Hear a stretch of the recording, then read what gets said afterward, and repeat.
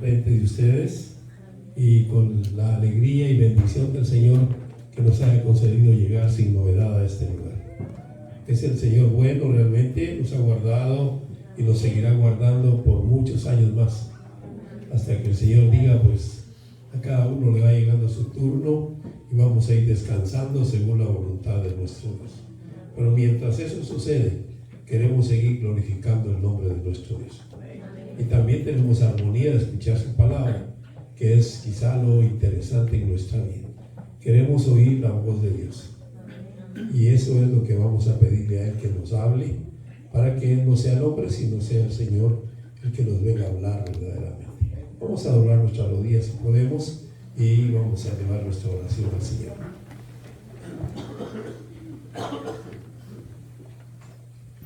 Padre nuestro que estás en los cielos, santificado sea tu nombre. Te damos gracias por la vida y la salud que nos has regalado.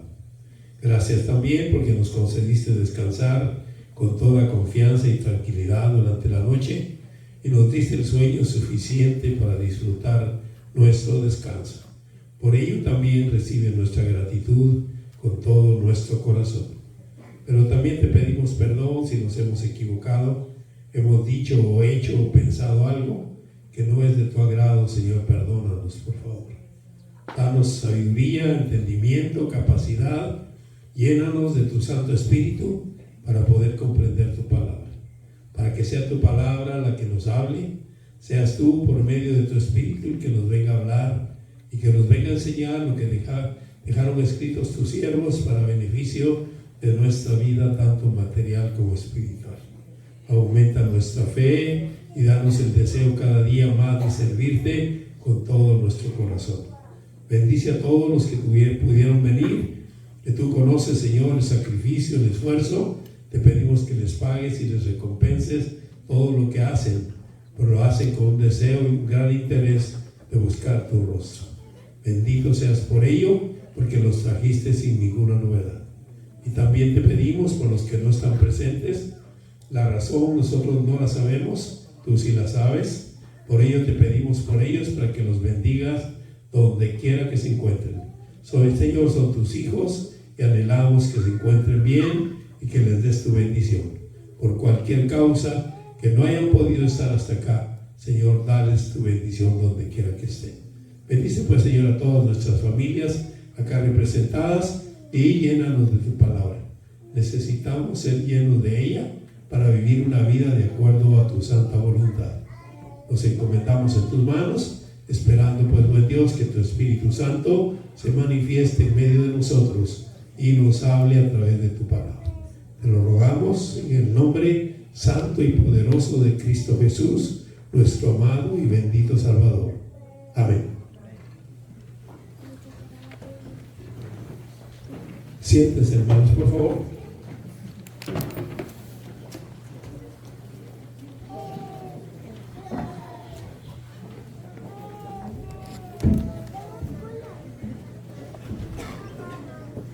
En esta mañana, con la ayuda del Señor, voy a tratar de desarrollar un tema un tanto delicado, digo, por la forma en que a veces hemos sido educados y enseñados, y entonces nos cuesta a veces aceptar ciertas cosas que la palabra del Señor sí nos dice y que nosotros nos dijeron que no decía. Y esa parte pues es bien difícil para cada uno de nosotros. En esta mañana voy a hablar de la importancia de la restauración a los que han caído. Eso es algo que en nuestra iglesia hace varios años se trató de hacer al principio, y cuando se trató de hacer en el inicio, hermanos, hubieron muchos problemas realmente, porque no se llegaba a comprender esa situación. Se nos había dicho que el que pecaba, pues ya de una vez estaba destituido de la gloria de Dios, porque ya se había bautizado, ya había creído en Cristo, ya había oído la palabra del Señor, entonces con eso era suficiente. Si pecaba, pues de una vez lo anulaban de nuestro cuadro, ¿verdad?, de la iglesia. En mi iglesia, a la que yo pertenezco, Yo pertenezco a la iglesia de Zona 8, Guatemala, y allí, hermanos, era bastante difícil la situación. Había una pizarra en la parte de atrás de la casa de oración y una pizarra en la parte de adelante. Y en las dos pizarras ponían el nombre de la persona que había pecado, para que todos lo vieran y todos lo supieran. Y pues esto no era suficiente para ya, como ellos decían, ni siquiera hablar con ellos. Era bien difícil, hermanos, y fue difícil el que pudiéramos ir entendiendo lo que realmente la palabra del Señor nos habla. Nos dijeron que no, pero la palabra de Dios dice que sí. Y esa es la parte que a veces viene a contradecir nuestra forma de ver y de pensar las cosas. Pero según la voluntad del Señor, nos ha llamado a que vayamos comprendiendo cada día más, cada día mejor la palabra del Señor, y vayamos acercándonos a la verdad, aunque en alguna ocasión nos hayan dicho que no era como nosotros estamos logrando comprender por la guianza del Espíritu Santo de Dios. Quisiera hacer mención de esto, hermanos, como una mención para que nosotros recordemos que nosotros somos una familia. La iglesia de Dios es una familia, pero es una familia muy grande. Una familia muy grande, no tiene miembros solo acá en este lugar, sino tiene miembros en otros lugares, en Guatemala y en otros países tienen miembros de la iglesia. Todos somos hermanos, todos somos una sola familia. Eso es importante que nosotros lo comprendamos, y lo debemos de comprender bien, porque entonces vamos a ir entendiendo mejor lo que está escrito en la palabra del Señor.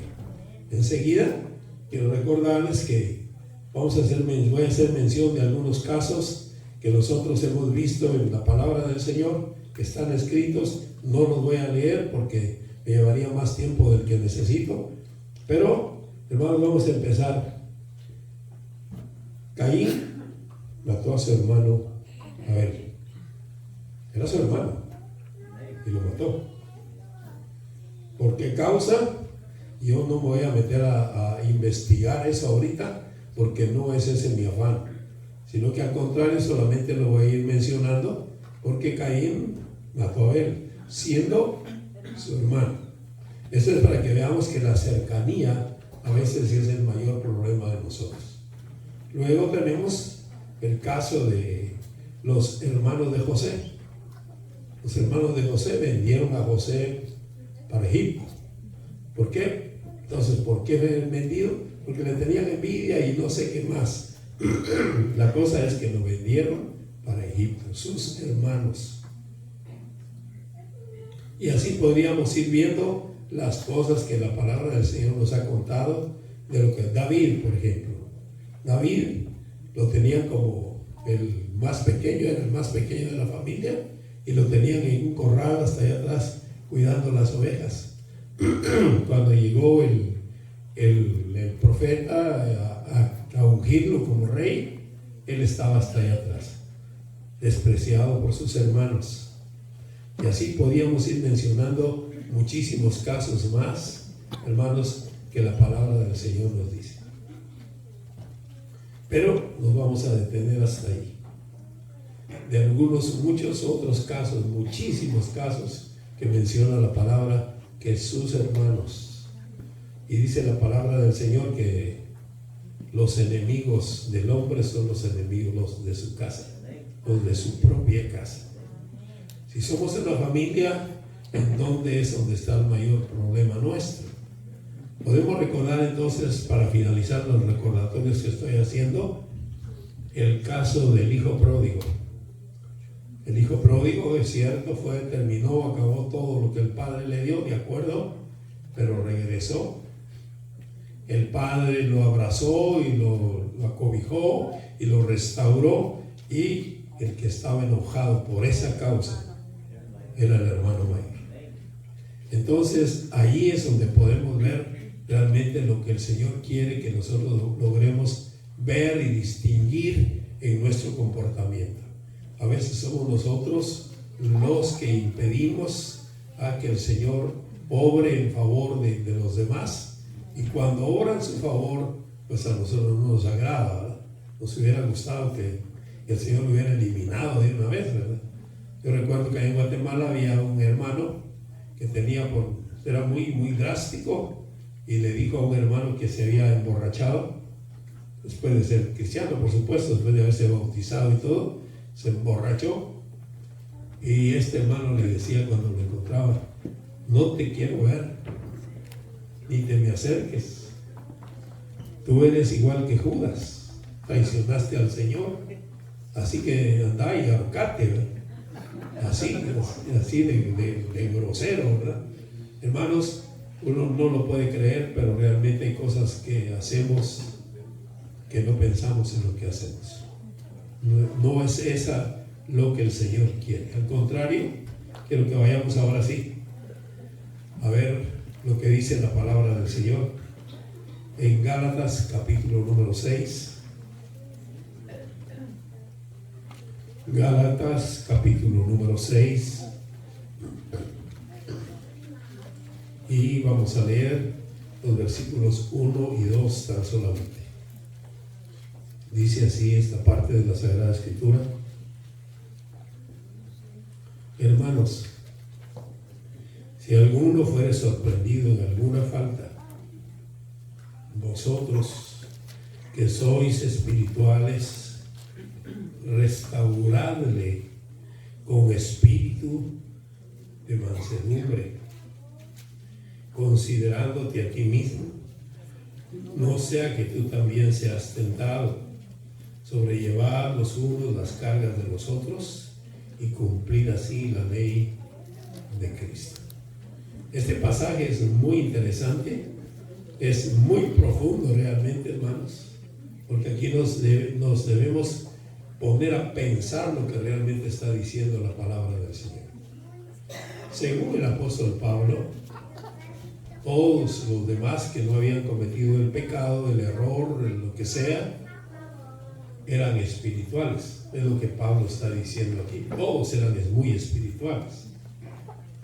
Y así pasa entre nosotros, ¿verdad? Nos consideramos algunos que solo nos faltan las alas para volar, demasiado espirituales, que no nos hablen de otra cosa porque somos infalibles, ya casi igual al Papa, ¿verdad? Entonces, qué barbaridad lo que pasa en nosotros los seres humanos. Pablo dice esto: hermanos, si alguno fuere sorprendido en alguna falta, ahora viene y dice: vosotros que sois espirituales, restauradle con espíritu de mansedumbre. Y marquemos lo que sigue: considerándote a ti mismo, o sea que tú también seas tentado.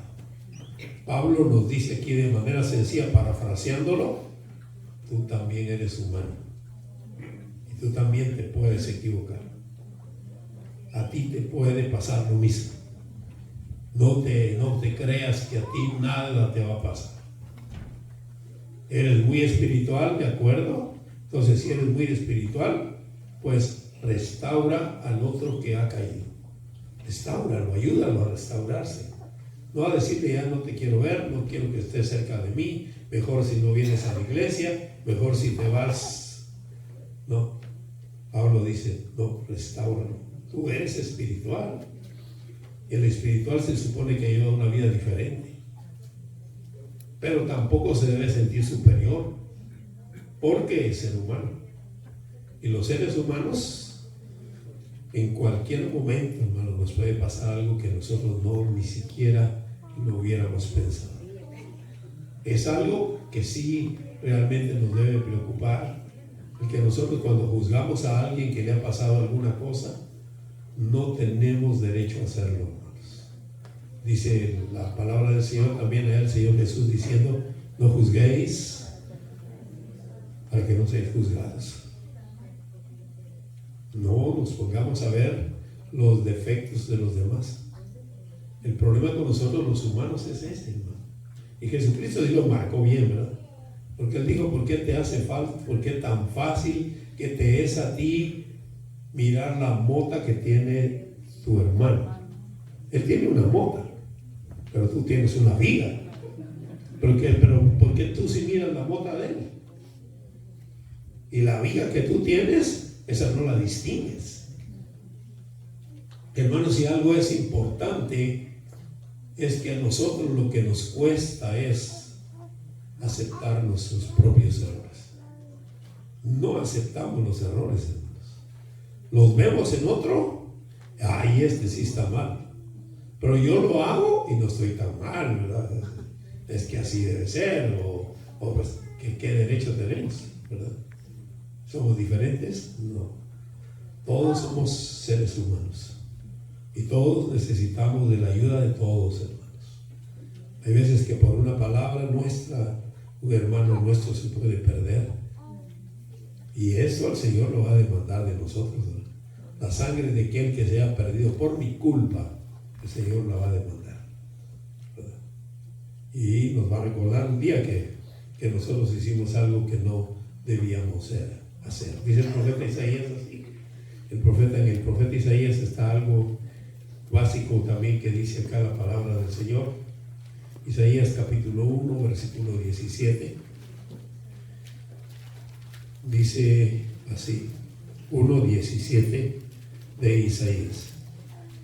Aprended a hacer el bien, buscad el juicio, y subrayo, restituir al agraviado, hacer justicia al huérfano y amparad a la viuda.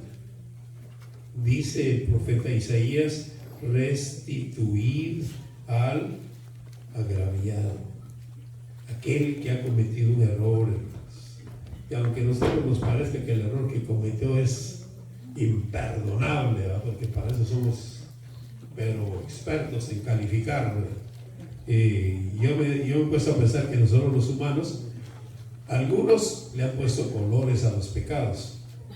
El pecado rosado, que no sé qué, que amarillo, no sé por qué hasta.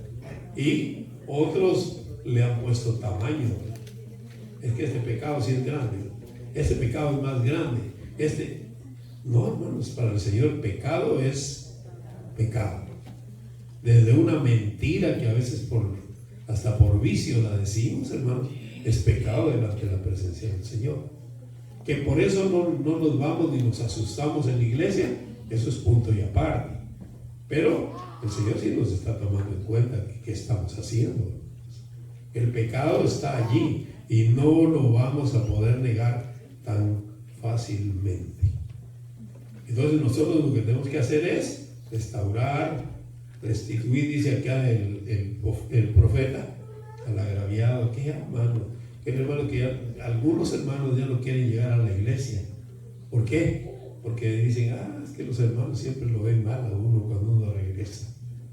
Ya no, hermano, mejor me quedo donde estoy.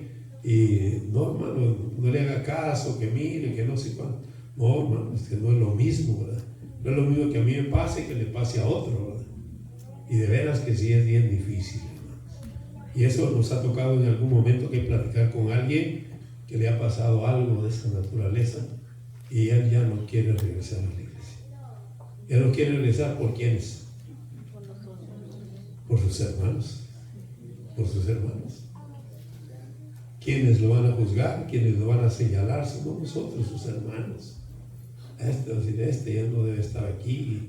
Y mayormente cuando ya empezamos nosotros a restituir ya y poner otra vez al determinado tiempo y depende del castigo, ya que mi hermano pueda volver a pasar aquí al púlpito de los guardias. Eso sí se acabó, ¿verdad? La iglesia de Dios ya no es la iglesia de Dios, ya no es la misma, ya estamos perdidos totalmente. ¿Por qué? Porque nosotros quisiéramos que aquel que pecó, y tal vez nuestro pecado, tal vez el pecado nuestro es oculto. Porque la palabra del Señor dice que hay pecados al hombre que los tiene ocultos, que no se le ven, pero está peor que aquel que sí dio a luz su pecado.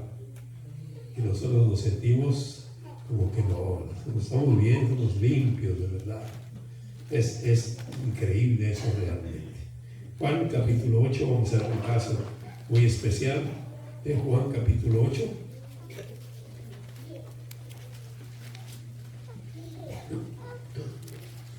Vamos a leer del versículo 3 al versículo número 11. Un caso muy conocido.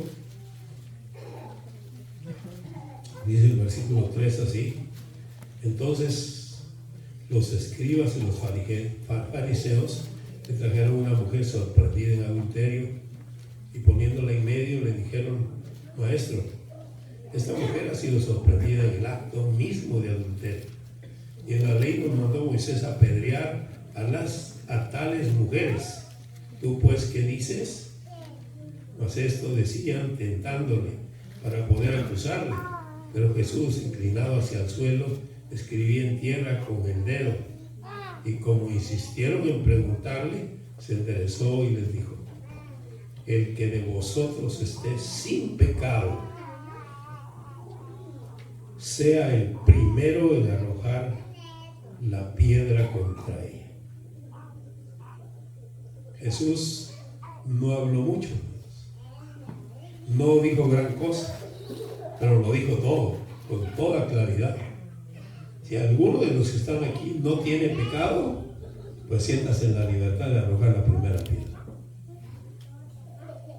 Jesús no les dijo: ustedes están peor, ni nada, ni siquiera. No les dijo: ustedes sí de veras están igual o peor y están tratando de juzgar a esta mujer. Y Jesús solo les dijo: bueno, si se sienten limpios, arrojen la primera piedra, arrójenla, ¿verdad? Sigue diciendo la narración: e inclinándose de nuevo hacia el suelo, sigue escribiendo en tierra. Pero ellos, al oír esto, acusados por su conciencia, salían uno a uno, comenzando desde los más viejos hasta los postreros, y quedó solo Jesús y la mujer que estaba en medio. Enderezándose Jesús y no viendo a nadie sino a la mujer, le dijo: mujer, ¿dónde están los que te acusan? ¿Ninguno te condenó? Ella dijo: ninguno, Señor. Entonces Jesús le dijo: ni yo te condeno, vete y no peques más.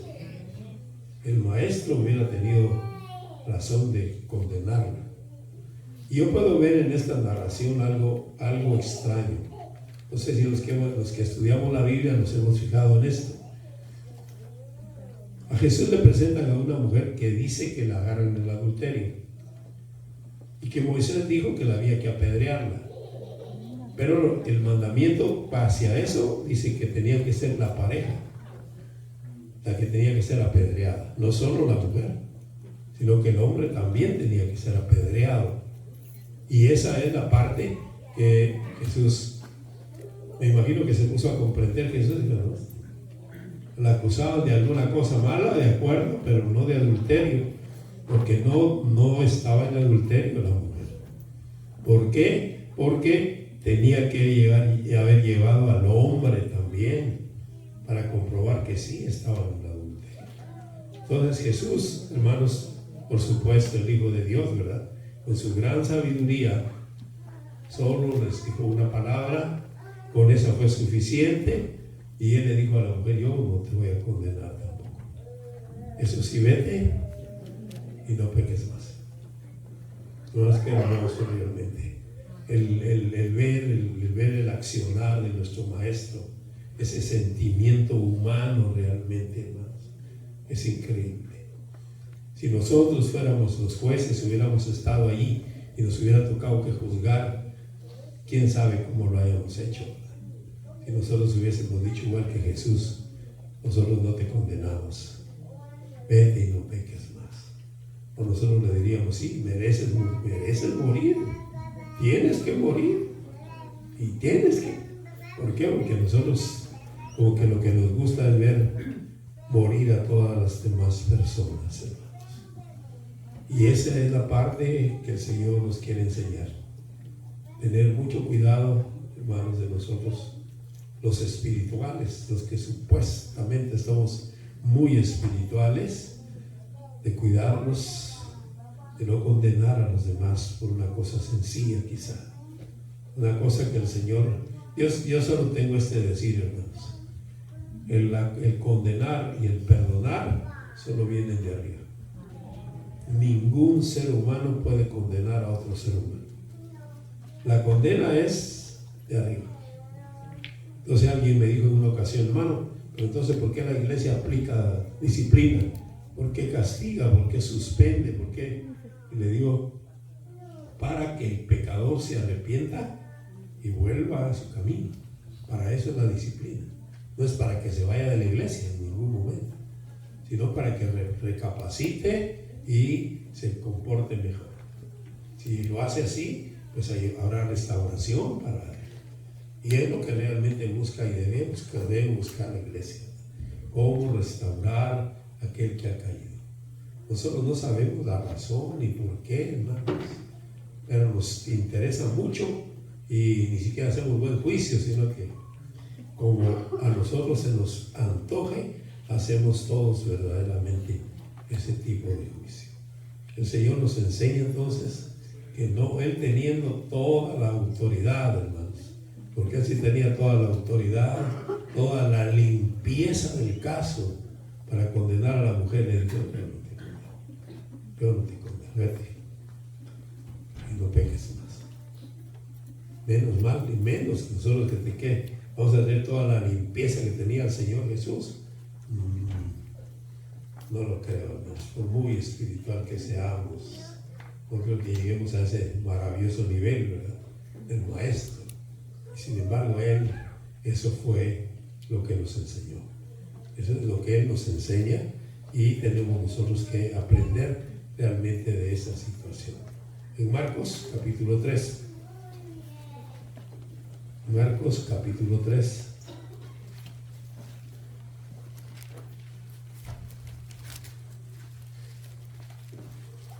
Dice el versículo 28 y el versículo 29.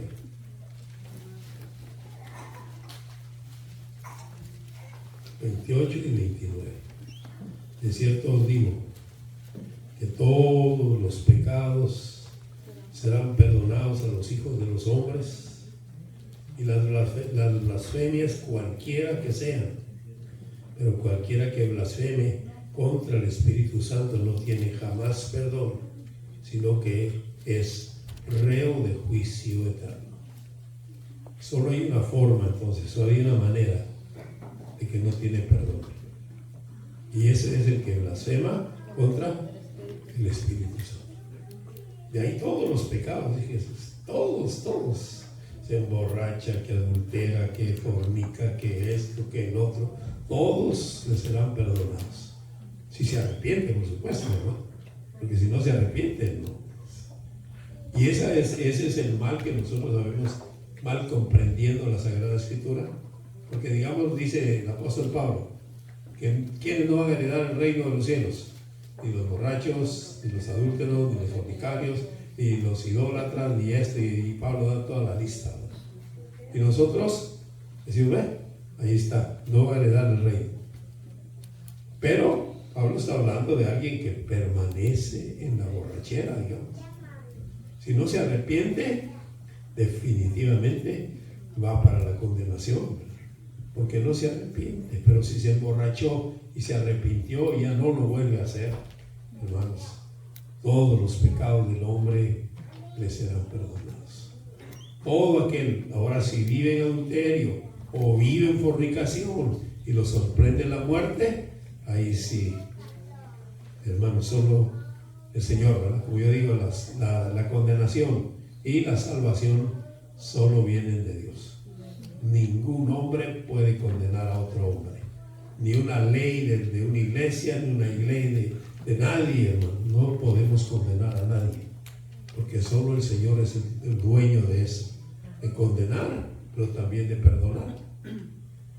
Yo siempre he puesto de ejemplo el caso de que a nosotros nos cuesta comprender al Señor. Comprenderlo realmente nos cuesta mucho. ¿Por qué? Porque el Señor nos habla de distintas maneras y lo hace de manera que nosotros a veces no llegamos a entender. Pero voy a poner un ejemplo que siempre uso, que es el más conocido de nosotros, y es el caso de David y Saúl. Para los seres humanos, el pecado de David fue el peor. Realmente. Adulteró, mandó a matar al marido, y en fin, hizo cosas que no debía de haber hecho. Saúl solo apenas dijo: voy a guardar este ganado para los sacrificios, están buenos esos toros, hay que guardarlos. Y se quedó con ellos, también guardó al rey, no lo quiso matar. Entonces, y Dios le había dicho: acábalos de una vez, totalmente. Y entonces, ¿cuál pecado era más grande? Según yo, el de David. Pero según Dios, el de Saúl.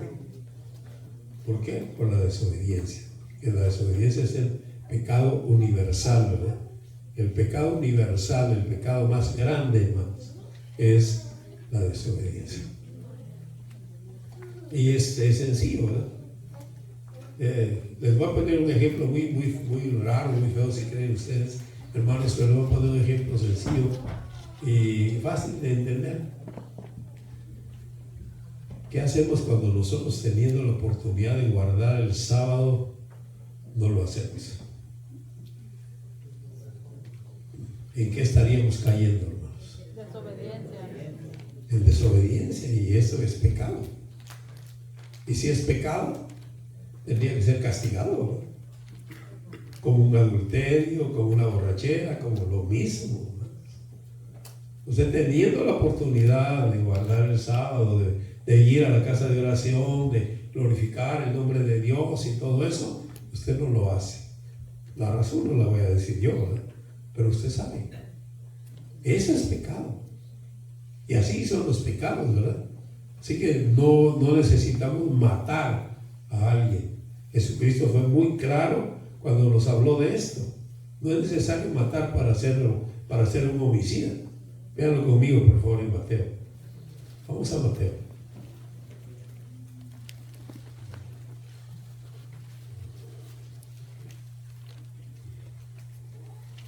Capítulo número 5. Versículo 38 en adelante. Jesucristo está aquí ampliando el conocimiento de la ley, sobre la ley.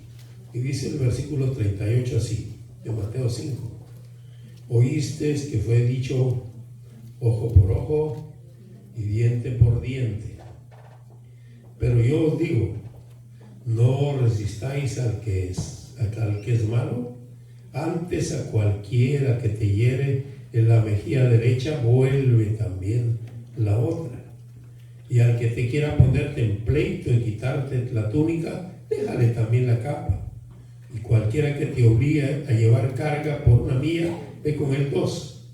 Y al que te pida, dale, y al que quiere tomar de ti prestado, no se lo rehuses. Oíste que fue dicho: amarás a tu prójimo y aborrecerás a tu enemigo.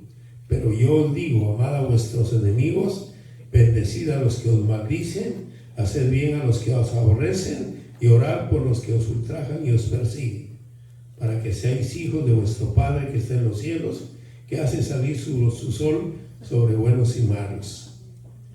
Jesús sigue dando esa gran enseñanza, hermanos, de lo que nosotros hacemos mal realmente, pero según nosotros estamos haciendo bien. Y el Señor Jesús sigue enseñándonos y sigue amándonos y sigue dándonos lo que nosotros tenemos que hacer y guardar conforme la bondad y misericordia de Dios.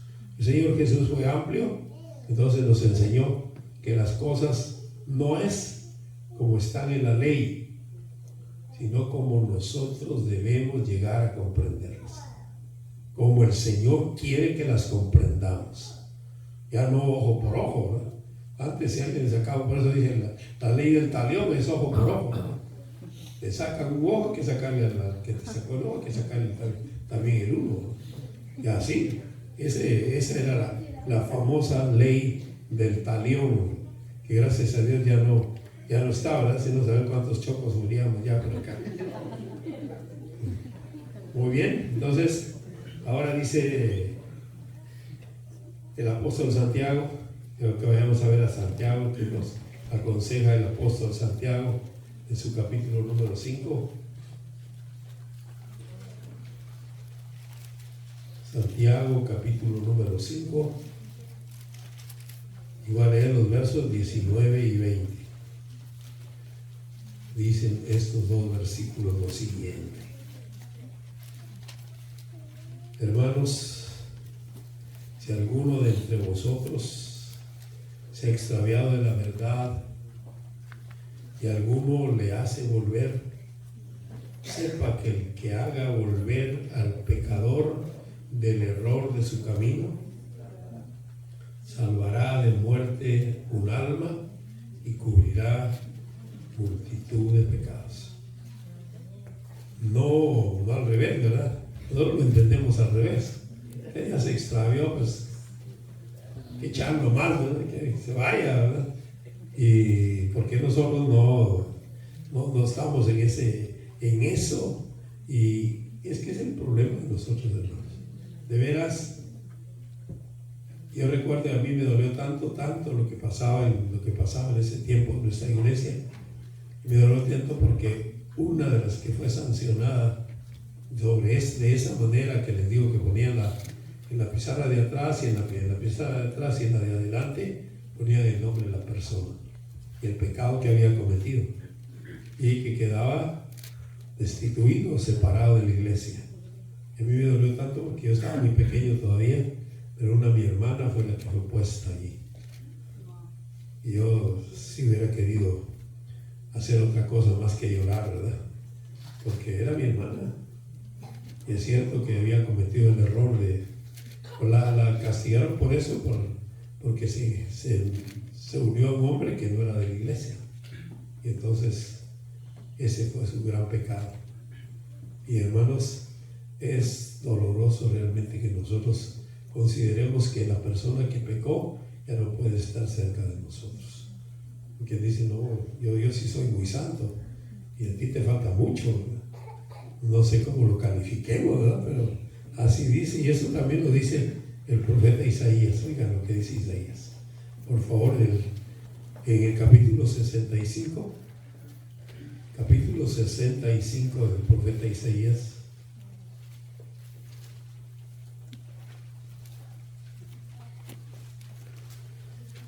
Isaías 65 y versículo número 5. Vean lo que dice este versículo.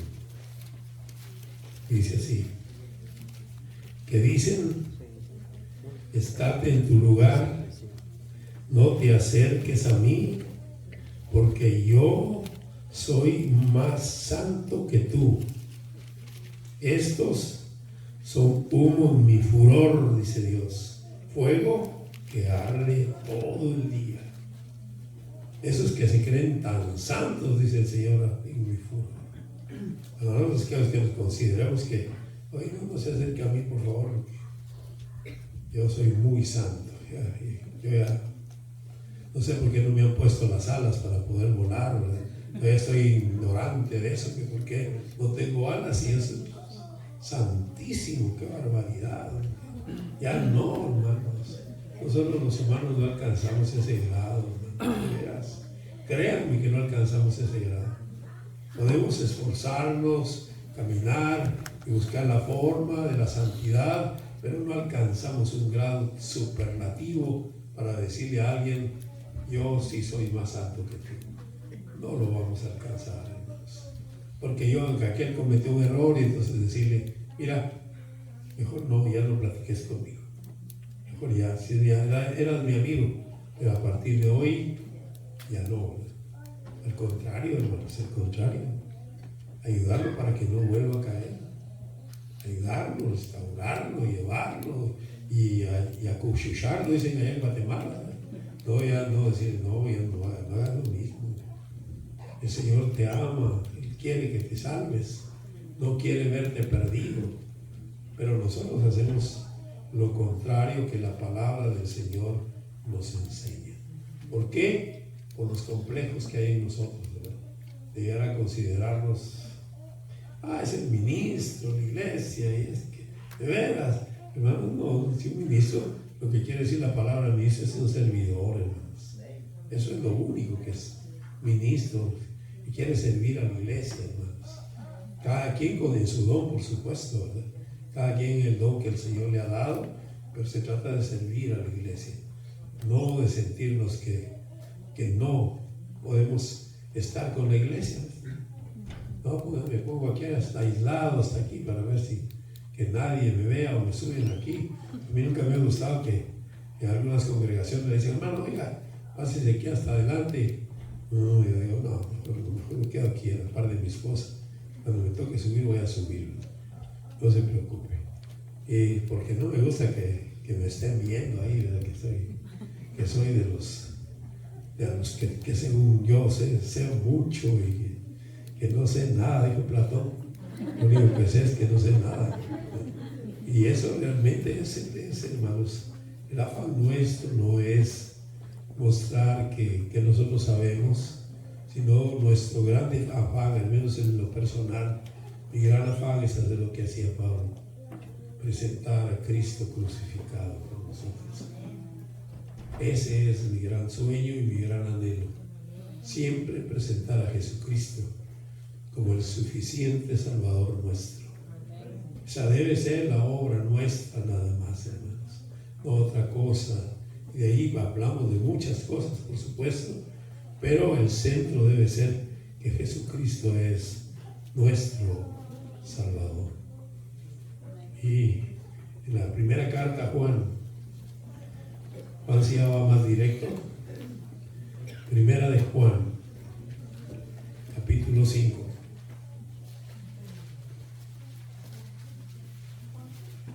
Primera de Juan, capítulo 5. Y vamos a leer el versículo 16. Dice Juan así: si alguno viere a su hermano cometer pecado que no sea de muerte, pedirá y Dios le dará vida. Esto es para los que cometen pecado que no sea de muerte. Hay pecado de muerte por el cual yo no digo que se pida.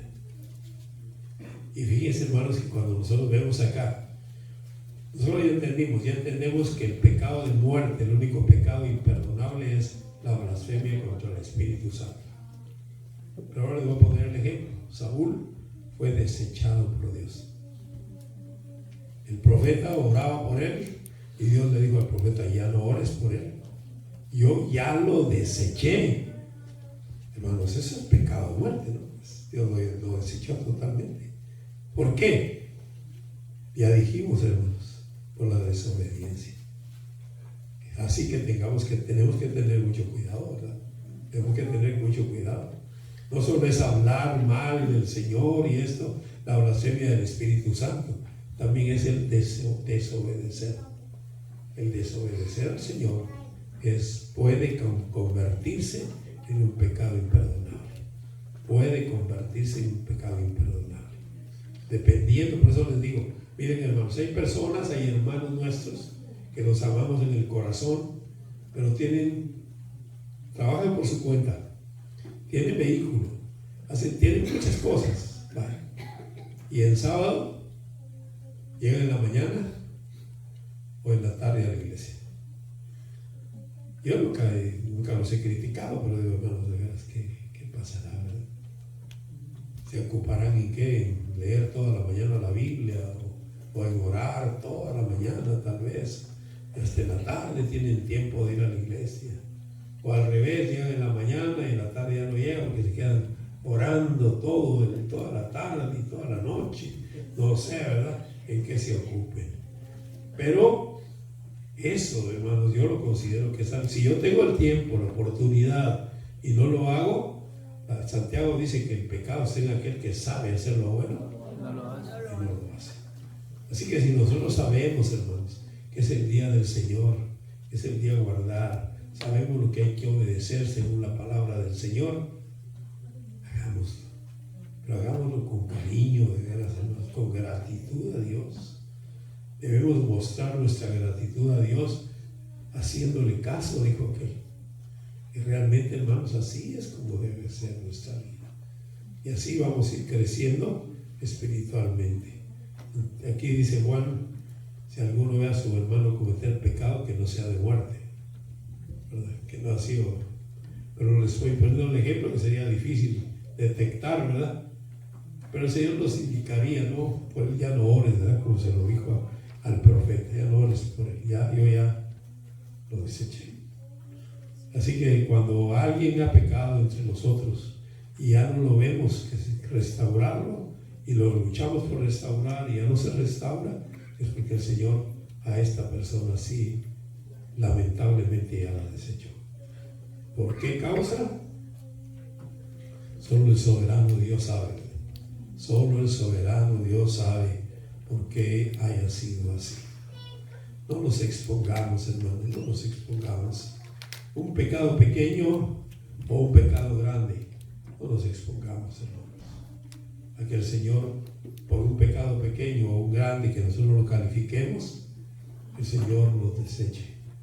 Sería muy triste realmente, hermanos.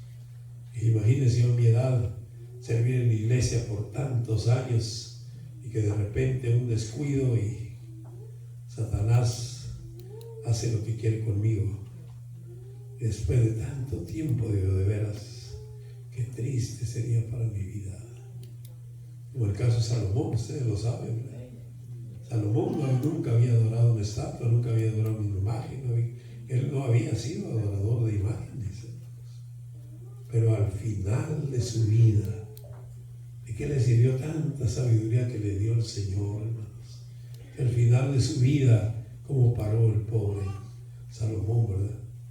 Se alejó del Señor. Dice la Biblia que por las mujeres, por amor a las mujeres, Salomón se vino abajo. Hermanos, no hay edad para pecar, no hay edad. Peca el niño, peca el joven, peca el adulto, y peca el anciano también. Todos podemos pecar.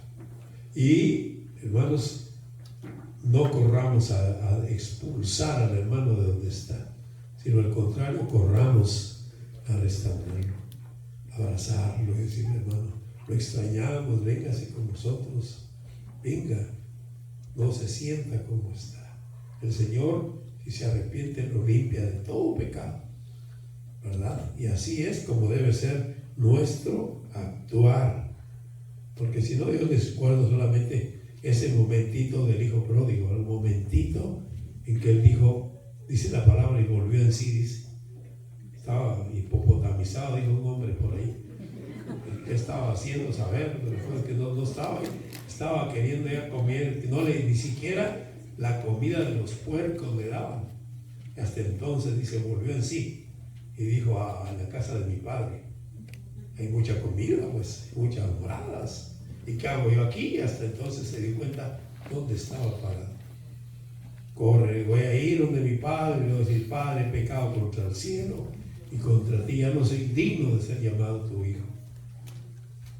Se presentó al papá, el papá ni siquiera lo dejó decir nada. Así es el Dios nuestro, hermanos.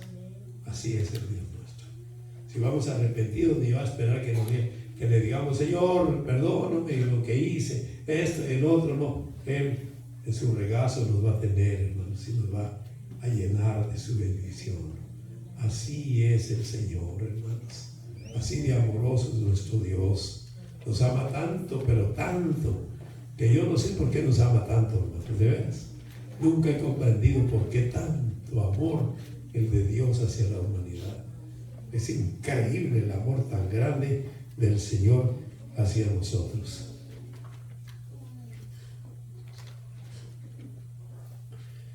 Quiero terminar con esta parte que está en Génesis capítulo 27.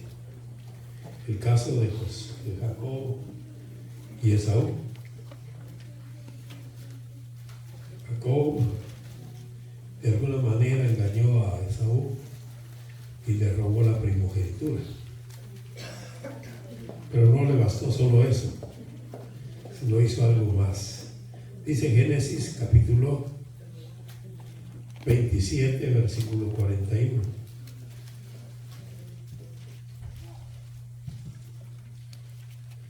Génesis 27, 41. Y aborreció Oigan, y aborreció Esaú a Jacob por la bendición con que su padre le había bendecido, y dijo en su corazón: llegarán los días del luto de mi padre y yo mataré a mi hermano. Ese era el deseo que tenía Saúl de encontrar a su hermano y matarlo. Pero nosotros podemos ver en la palabra del Señor que lo que hizo fue al contrario. Cuando se encontró con su hermano, corrió, lo abrazó a sus hijos, y una cosa maravillosa realmente, hermanos. De veras que sí es una muestra de cómo debemos actuar nosotros los cristianos. No menospreciemos a un hermano por cualquier cosa que haya hecho. Aunque a nosotros nos parezca que ya merece el lago de fuego, no lo pensemos así. Mejor busquémoslo, ayudémoslo a que Él se restaurémoslo en el amor del Señor. Somos una iglesia para restaurar, no una iglesia para despreciarnos. Debemos ser una iglesia restauradora en el amor de Cristo Jesús. No una iglesia que váyanse los que se quieran ir, ¿verdad? Como dijo una vez un pastor en una iglesia. Aquí si nos quedamos con cinco estamos bien. Media vez sean santos, ¿verdad? Puros. Esos 5 nada más. Yo dije, bueno, pues que los empiece a buscar, ¿verdad? Porque yo estoy entre ellos, pero no soy santo, así como lo quieren. Y entonces se hace difícil, hermanos, realmente en la vida de nosotros los cristianos. Y quiero terminar con este caso tan difícil, hermano, muy, muy difícil, que está en la palabra del Señor. Y esto está escrito en 1 Corintios capítulo 5. Este todavía es más difícil, hermanos. 1 Corintios capítulo 5.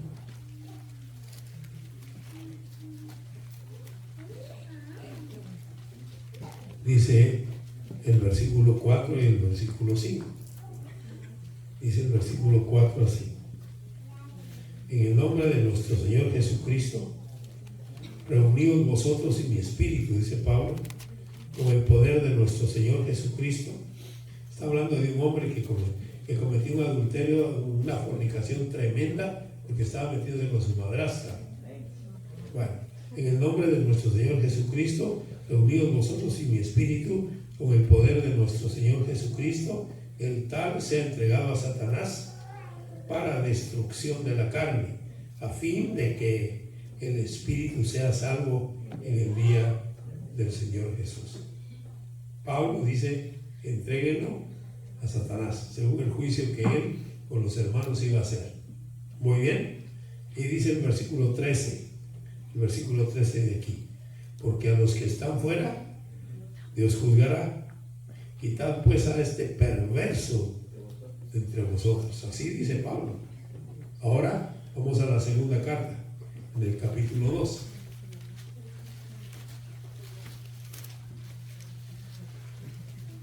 Así que Pablo también era algo fuerte en su forma de creer y de pensar, ¿no? Segunda Corintios capítulo 2, versículos 5 al 11. Dice así el 5: pero si alguno me ha causado tristeza, no me la ha causado solo a mí, sino de en cierto modo, por no exagerar, a todos vosotros. Le basta a tal persona esta reprensión hecha por muchos. Así que al contrario, vosotros más bien debéis perdonarle y consolarle, para que no sea consumido de demasiada tristeza. Por lo cual os ruego que conforméis el amor para con él, porque también para este fin os escribí, para tener la prueba de si vosotros sois obedientes en todo. Y al que vosotros perdonáis, yo también, porque también yo lo que he perdonado, si algo he perdonado, por vosotros lo he hecho en presencia de Cristo, para que Satanás no gane ventaja alguna sobre nosotros, pues no ignoramos sus maquinaciones. Allá dijo que lo desechen, aquí dice Pablo, no, ya no lo traten así.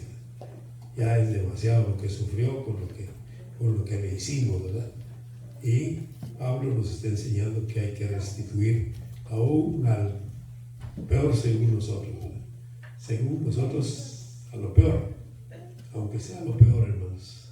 No olvidemos que restaurar quiere decir recuperar, reparar y renovar. Eso es lo que quiere decir la palabra restauración. Que nosotros, hermanos, en el amor del Señor, los que se han ido, realmente busquémoslos, hermanos. Los debemos buscar, de verdad, de buscarlos. Y no quieren regresar por nosotros, por sus hermanos. Es que no quieren regresar, hermanos. No es por otra cosa, sino por nosotros, porque desde que los vemos otra vez como dijo un hermano, a mí me miran de pies a cabeza, no sé qué me miran los demás. Y nosotros así le hacemos, ¿verdad? Y como que dice, este no debiera estar aquí. Hermanos, es necesario que nosotros atendamos a lo que la palabra del Señor nos dice. La restauración es importante en la iglesia, es necesaria y es urgente que nosotros la practiquemos y hagamos las cosas para agradar al Señor y para que nuestra iglesia sea mayor, hermanos. Mayores se salven, ¿verdad? Y no que se pierdan. Qué tristeza, ¿verdad? Que alguien se pierda. Así que la tarea es restaurar a todos aquellos que se han ido de nosotros. Hermanos, busquémoslos en el amor del Señor y tratemos de hacerlos volver, de decirles que aquí está su lugar y que en nuestro corazón no peco contra mí, hermanos, es que no peco contra mí. Yo tengo ese decir, digamos que si mi esposa pecó, adulteró, está en mí el que si la voy a perdonar o la voy a condenar. Pero no pecó contra mí, hermanos. El apóstol Pablo dice que el que fornica contra su propio cuerpo peca. Así que pecó con su cuerpo, no con el mío. Así que sería que mejor vivir en paz y en armonía. El Señor nos ha de ayudar, hermanos, a superar las cosas que nos han costado superar. Pero el Señor es bueno y seguirá instruyéndonos para la gloria y honra de su santísimo nombre. Muchas gracias por su atención. Dios les bendiga, mis hermanos, y que el Señor haga prosperar su palabra en nosotros. Pásenlos.